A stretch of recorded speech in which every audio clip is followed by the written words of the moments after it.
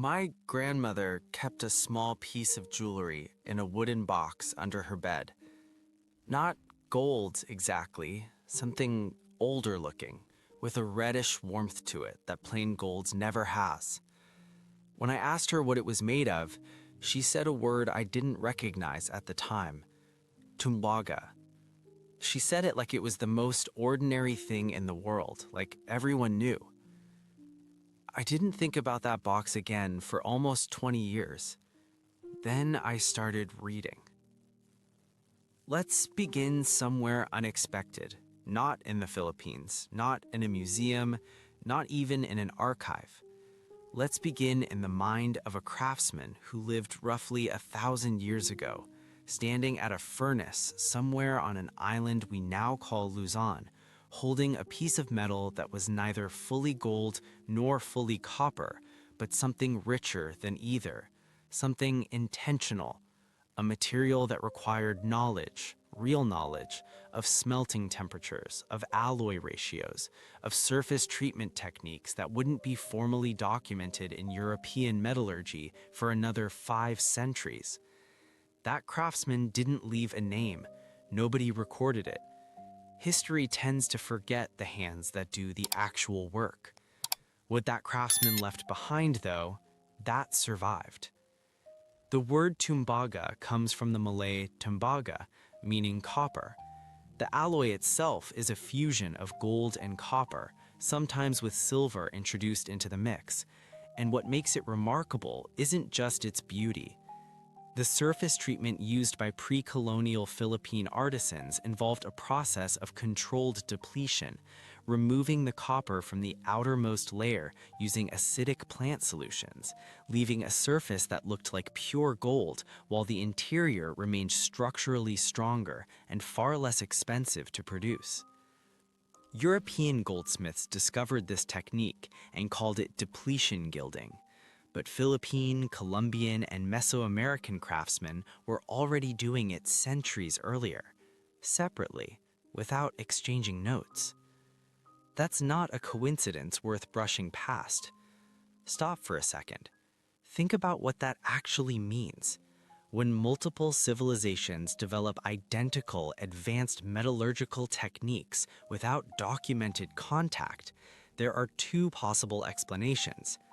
Either the technique is so logical it gets discovered independently, which is possible, or there were trade networks, maritime routes, and cultural exchanges happening at a scale we still haven't fully mapped. The Philippines sits at the center of the most active maritime corridor in the ancient world. It was never isolated. It was never peripheral. It was a hub.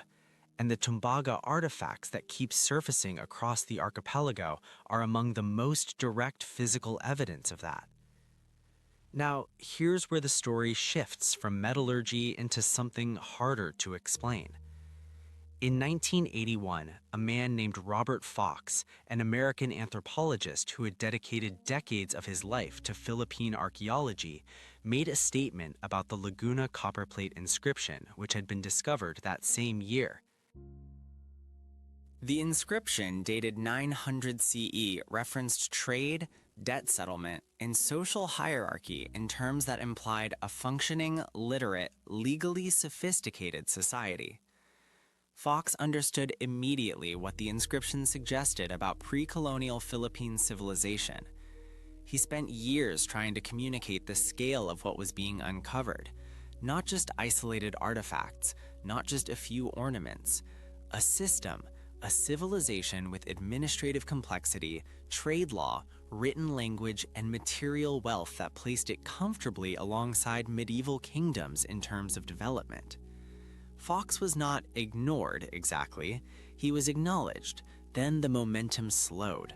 Funding dried up in certain directions. Excavation priorities shifted.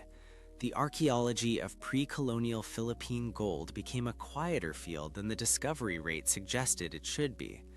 Nobody conspired, nobody issued orders in a darkened room. What happened was more mundane, and in some ways more damaging. The institutional appetite for rewriting colonial narratives is limited because rewriting those narratives has consequences. It means acknowledging that the people who were colonized were not primitive. It means accepting that what was destroyed, the manuscripts burned by Spanish missionaries, the trade records lost, the oral traditions disrupted, was irreplaceable. Sitting with that loss is uncomfortable. So instead of sitting with it, institutions tend to slow walk it.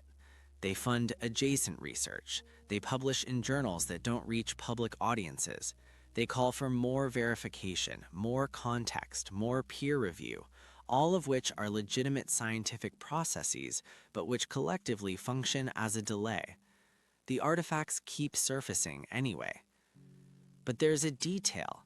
The golden tara of a goosen, discovered in 1917 by a woman named Bile Campos near the Wawa River in Mindanao, weighs nearly 2 kilograms of nearly pure gold. It depicts a figure in a posture consistent with Hindu-Buddhist iconographic tradition, wearing jewelry and clothing rendered with a precision that implies a skilled artisan working within a sophisticated aesthetic tradition. For decades, it sat in the Field Museum in Chicago. Not stolen, exactly, transferred through a chain of transactions that began with a local datu and ended with an American institution during a period of American colonial administration when the legal framework around cultural property was whatever Americans decided it was. Look, the tara went to Chicago. The knowledge of what it represented stayed, fragmented in the communities near the Wawa River. Here's the thing about Tumbaga that most people miss. It wasn't just jewelry. Interesting fact, the alloy appears in objects that served ritual, administrative, and diplomatic functions.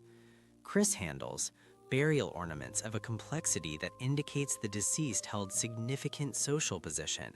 Neck rings, ankle rings. There's a detail that has stayed with me since I first encountered it in a research paper. During excavations at several burial sites in the Visayas, sites dating from roughly 900 to 1400 CE, archaeologists found gold objects whose chemical composition indicated the raw gold came from sources that were not local. The gold had been traded across significant distances, which means the people making these objects were embedded in supply chains. They had relationships with miners, with traders, with intermediaries who moved material across sea routes that connected the Philippines to what is now Indonesia, Malaysia, Vietnam, and beyond. The person who carried that gold from its source to the craftsman's workshop, that person is the center of a story nobody has told yet. Think about what that journey looked like. A wooden vessel, probably a parao or something like it, riding the seasonal winds. A trader who knew those winds the way a modern pilot knows flight corridors. A cargo that included gold, ceramics, possibly spices, possibly cloth. A destination where someone was waiting, someone who knew what they'd ordered, who had the technical knowledge to evaluate the material, and who would transform it into something that would eventually be buried with a person of consequence. That network didn't happen by accident.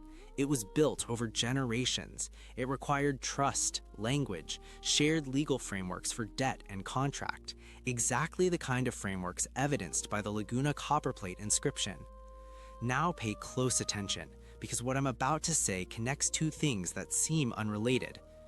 The reason we don't have a complete picture of pre-colonial Philippine civilization isn't primarily that the evidence was destroyed, though significant evidence was destroyed. The deeper reason is that the evidence we do have has never been assembled by people with the institutional power and the cultural investment to tell the story at full scale. Philippine archaeology has historically been underfunded relative to its significance. International institutions that hold key artifacts have been slow to facilitate repatriation or collaborative research. Local researchers who are doing extraordinary work are publishing into a fragmented discourse that doesn't always connect. Moving on. The lost city of Tumbaga isn't lost because it was buried. It's lost because the map to find it has been kept in pieces in different rooms, and nobody has been paid enough to walk between those rooms and put the pieces together. That's about to change. Here's a forecast. Not speculation, but a reading of current trajectories. Advances in LiDAR technology are already revealing settlement patterns in heavily forested regions of Southeast Asia that were previously invisible.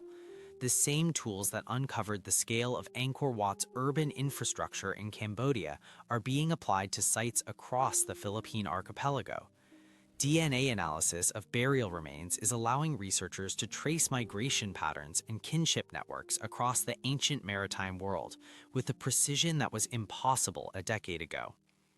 Collaborative research frameworks between Philippine universities, regional institutions, and international partners are slowly, too slowly, but genuinely beginning to shift the balance of interpretive power toward Filipino scholars. Within 20 years, the picture of pre-colonial Philippine civilization will look fundamentally different than the one most of us grew up with. Not because new evidence will be invented, but because the evidence that already exists will finally be assembled by people who understand what they're looking at and who are willing to say clearly what it means. If you want to understand where this is going, if you want to follow the discoveries as they come and understand why the rewriting of Philippine history matters, not just for Filipinos, but for the entire story of human civilization, subscribe to this channel. Every video we make is another piece of the map. The craftsman at the furnace knew something. He knew that if you heat gold and copper together at the right temperature, in the right ratio, you get something neither material could become alone. The result is harder, more workable, more durable, and on the surface, under the right treatment, it looks like pure gold. The copper doesn't disappear. It's still there, structural, essential. You just can't see it unless you know what you're looking for. Philippine civilization before colonization was like Tumbaga. The gold, the quartz, the script, the trade networks, the astronomical knowledge, the legal systems was visible to anyone who arrived. The copper, the labor, the maritime expertise, the ecological knowledge, the family structures, the spiritual frameworks that organized it all.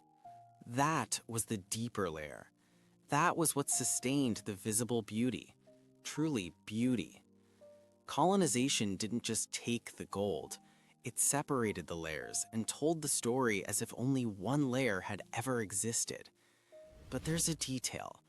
The work being done now, by archaeologists, by linguists, by historians, by communities near the Wawa River and the banks of the Laguna and the hillsides of the Visayas, that work is a kind of depletion gilding in reverse. It's restoring what was beneath the surface, revealing the structure, showing the copper that made the gold possible. My grandmother's Tumbaga piece is still in that wooden box. I asked her once where it came from, whether it was old. She shrugged in the way she shrugged at questions she considered too large for the living room. She said something I've been thinking about ever since. She said it had been in the family longer than anyone bothered to count. Longer than anyone bothered to count. That's not a mystery, that's a lineage. That's continuity so deep it stopped needing documentation because everyone who mattered simply knew. The empire didn't vanish, the knowledge didn't disappear. It compressed into wooden boxes, into inherited techniques, into words carried inside words, into the specific way a grandmother holds an object she doesn't have to explain. Think about it. The archaeologists aren't hiding a golden empire. They're racing to describe something that never stopped existing.